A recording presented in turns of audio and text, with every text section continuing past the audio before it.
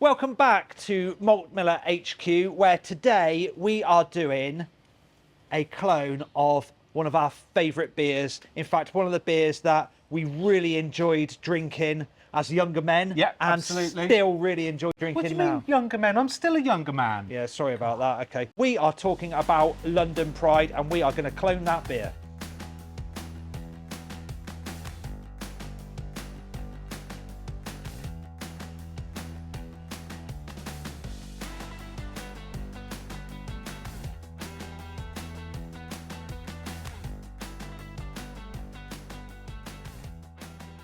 Right then, James, you've put this recipe together. How are you going to brew it? Right, Rob, I've built a recipe paying homage to London Pride, Yeah. okay? Like we said, it's a favoured beer for ours, especially around this time of year. I've kind of looked around the internet and found a few different recipes and in some books, and there are a few out there. So my take on this is predominantly all about the malt bill. Yeah. So we're using Simpson's Best Pale Ale malt as our base malt, and then actually we've got a bit of Simpson's DRC in there. Well, it's just a favourite at the moment, and actually in this beer, it's a cracker. It works really well, really well. Now, when I remember and think about drinking London Pride, I always think about those subtle kind of fruit notes that you get from the beer. Yeah. And DRC brings a lot of that. Now, DRC, double roast crystal, it's really sweet, jammy, adds that kind of dried fruit, bit of raisin, plumminess to the beer, and also ends up in the beer with a really lovely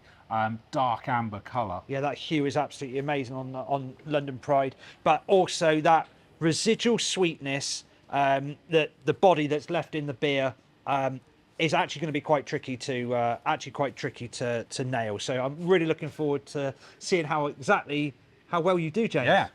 It's not all just about the malt though. There is a really interesting hop combination that goes into this beer. So we've got some Target going to be used for bittering. Yeah. Then there's East Kent Goldings as well, North Down and Challenger. So it's a bit of a combination of hops that are used in this, which adds to that complexity, that slightly sort of blackberry notes that you might get. Yeah, it's really, really interesting. Yeah, it is. There's quite a number of hops in what is a would seem like a relatively simple beer. Yeast-wise, actually, this is where this is even more interesting. We're using White Labs 002, which is the English ale yeast strain, which is reportedly the Fuller's strain. Yeah. So really helping us get as close to the original beer as possible. A few interesting things about this yeast. It drops absolutely clear as a bell. In fact, sometimes it can drop out of suspension before the beer is fermented. Yes. So we need to look out for that. Secondly, it's a diacetyl thrower, and diacetyl is present in the beer to a very small level. Yeah. So that's going to be, we're going to try and replicate that as well. It's one of those weird circumstances where you want that slight element in there. Yeah, it adds something to the beer rather than it being a fault. Now, talking through the statistics of the brew, we're aiming for a 23 litre batch. Yeah. Starting gravity we're aiming for is 1048. We're looking to finish at about 1012, 1013. Like you said, trying to maintain a little bit of that residual sweetness in there. Yeah. And the finished beer should be around about 4.7% with around 30 IBUs. So we've got some interesting stuff to press on with now, but before we jump too far ahead, how are we going to be brewing it today, Rob? Okay, so we've got one of our 35 litre kettles. We're doing a brew in a bag, full volume, no sparge. Yep. We've got one of our 2.4 kilowatt kettle elements in here. Nice, quick, easy. Should be really good brew. So now we've talked through the equipment we're going to be using today, we need to talk a little bit about temperature, because the mash temperature for this beer is a little bit different to maybe what some people might be used to.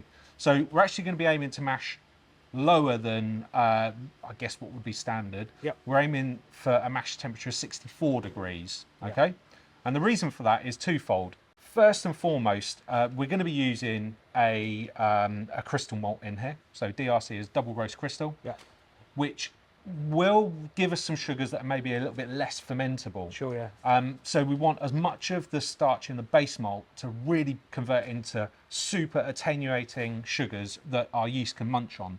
Now, the yeast as well is relatively low attenuation. It really is, yeah. Yeah. So we need to take those two things into consideration with our mash here, so that actually we don't end up with a beer that finishes too high and too sweet, and we have too much residual body in there. We need to be really careful with this sweetness. It wants to be malt sweetness Yeah. and body. We don't want a sweet beer as No, such. Yeah. definitely not. Yeah, hard nut to crack.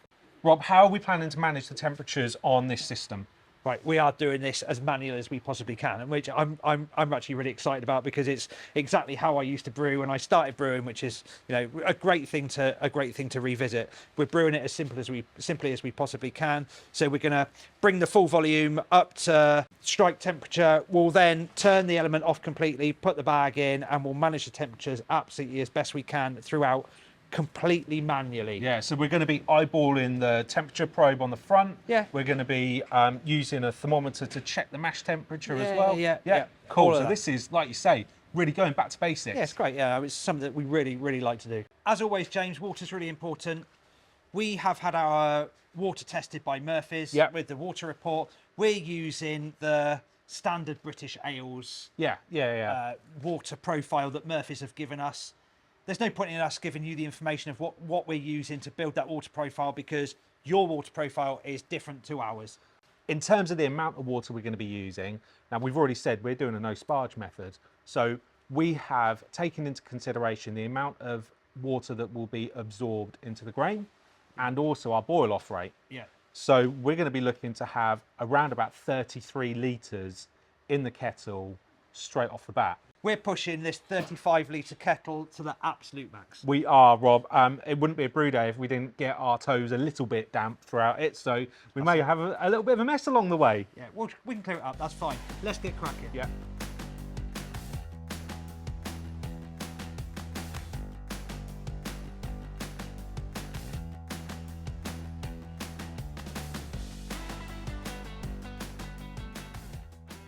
So we're almost up to strike temperature. Yep.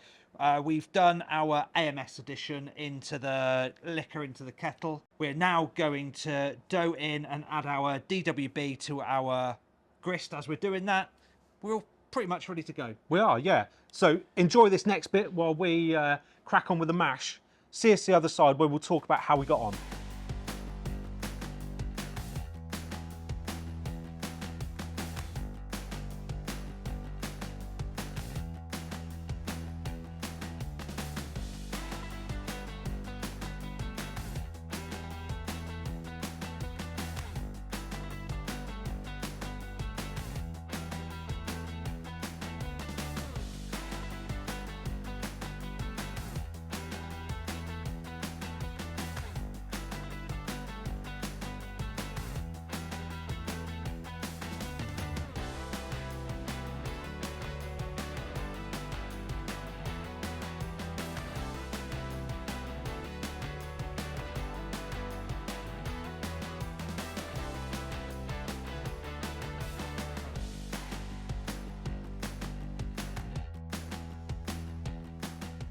So we're back after the mash. This was dead easy actually, wasn't it? Yeah, it was. Yeah, definitely. We kept our eye on the temperature in a few different ways. One, using the dial on the front of the kettle, and we've got an Inkbird kind of instant read thermometer as well, so we could see where the temperature was.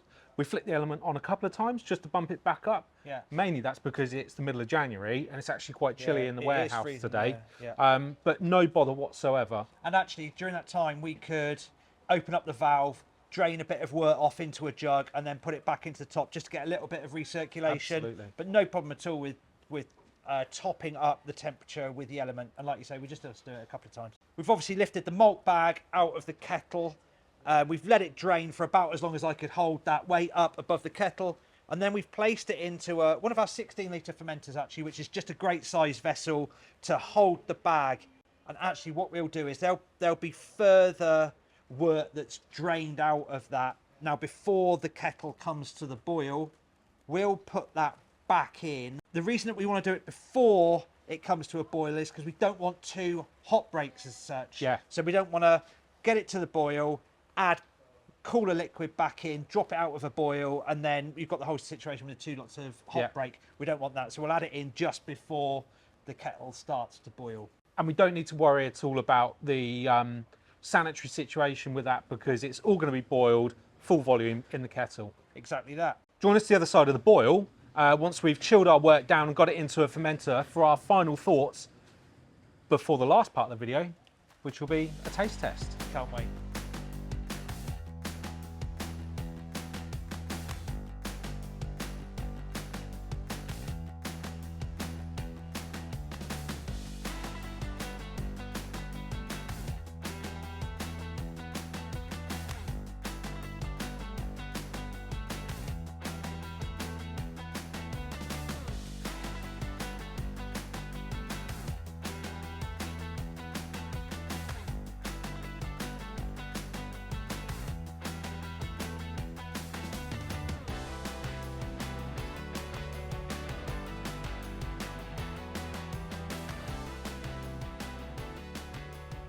So that's our brew day pretty much wrapped up now, Rob. All I've got to do is transfer the work from the kettle into the fermenter once it's finished chilling.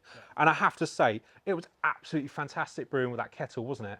I love a back to basics brew day. Obviously, we can brew with any system we like here, but brewing with an entry level system, a nice simple kettle, doing it exactly how a new entrant into the hobby would be able to brew in such a simple way and having fantastic results. Yeah.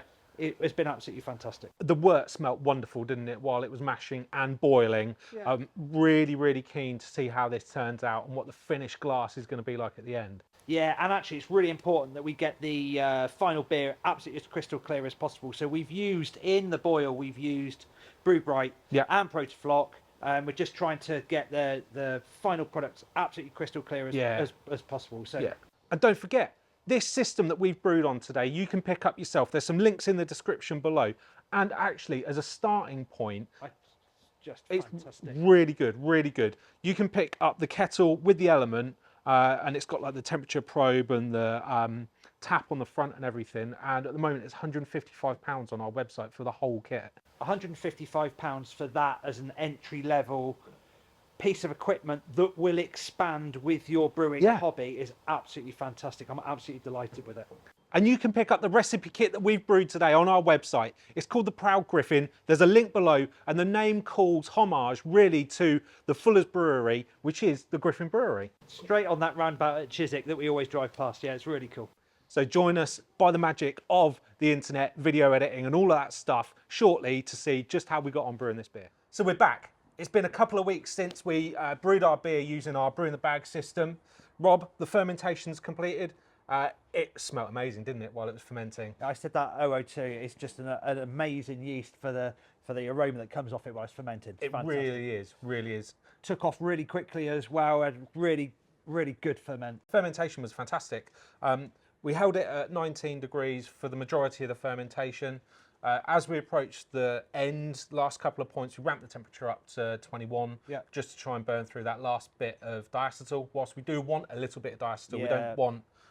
you don't want to be a diet bomb. No, absolutely not, absolutely not. And we've got a glass of the finished beer right here. First and foremost, in terms of appearance, I think, you know, the colour on it is really good. Using Brewbrite and Protoflock together has helped us end up with a beer that's relatively bright. Brewbrite's a really underused product, and it is absolutely fantastic. It really is, and simple to use as well. Yeah, really simple. Yeah, it's a good product. We've got a lovely creamy head that's almost got like an ivory colour to it, which I'm really pleased about, because again, and nice lacing on the glass as well. Actually, it's it's really nice. good. Yeah. What about aroma? Get your nose in. It's a malty boy. It is, but there is malt. Obviously, there's a strong malt character to the aroma, but there's a little bit of that dried raisin thing that we wanted, toffee, caramel notes, which is all being driven by that Simpson's double roast crystal. Yeah, I think that it is, and distinctive hop aroma, but it's obviously not a hop bomb. That's not what we're looking for. But you can smell it. It's got a really nice,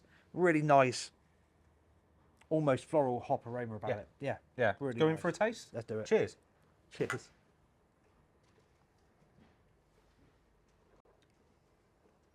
Oh. It's a multi-boy, Jim. It really is. Oh, and that Absolutely. there is a brilliant malt sweetness there, isn't there? Not worty, not too much in the way of diacetyl. It is malt sweetness, and that's exactly what we were going for. Yeah, fully fermented out. It's the sweetness from the malt that we've used actually really shines through. Bitterness is there to make you want more. Yeah, to go back. Yeah, it's cleaning bitterness, but leaves just that lovely residual sweetness there. We've also got, I think, I'm getting the plummy kind of toffee notes on the palate as well. It's quite a heavy. No, it's not a heavy body. This is a full-bodied beer. It is. Okay. Now, obviously, where that stands with London Pride, we'll find out. Yes, because I've got a bottle. We've got a bottle here, and you know, I think that it's going to be heavier bodied than London Pride, but as a standalone beer, it's an absolute cracker. Shall I crack open the real thing? Yeah, let's do it. Okay, so straight off the bat, we are darker, but not too much. Yeah, you're right. It is nowhere near as far apart as I thought it was going to be. The real thing is brighter. Yeah, it's a lot brighter, and actually, this has only literally just been kegged, so we would expect that to brighten up as well. Yep. Yeah. Nose-wise, I'm getting many of the similar notes, right? There is a slight more spiciness, I think, to the actual thing. Absolutely, definitely, and this has got more hop aroma. Yeah. More hop aroma. This is a malt-dominated aroma, and this is more of a hop-dominated aroma when you've got them next to each other. Actually, in the mouth, whilst this is definitely a little bit more hop forward, there is a huge amount of synergy between the two of them. I'm getting the same kind of raisiny, dried fruit, candied fruit notes from both. Yep. Actually, it's the body, Jim. Yeah. So if some of the malt body was reduced in hours, the flavours that would inhere it that are in the original would shine through more in hours. So because it's dominated by malt, that sort of masking the hop flavours. Yeah. So as a homage to London Pride, we've not cloned the beer. No. We've not cloned the beer. However, as a starting point, that was a beer that we've always really enjoyed, and we wanted to produce something like it. You have made an absolutely awesome beer. That is delicious. Thank you very much. For me, when I'm making a recipe that is a clone or a homage, it's not necessarily about trying to hit it on the nose, right? It's about trying to do something that invokes the same sentiment for me that I have towards that beer, whether it's a memory, a place in time, a moment, exactly that, friends, and for me, drinking London Pride, I always remember drinking it, watching the rugby with my mates, and it is absolutely evocative of that emotion for me. All that remains is for us to say thank you very much for watching the video. Please subscribe to our channel, hit the bell for notifications. You can follow us on Facebook, Instagram and Twitter. And Rob? Have a great brew. Cheers. Cheers.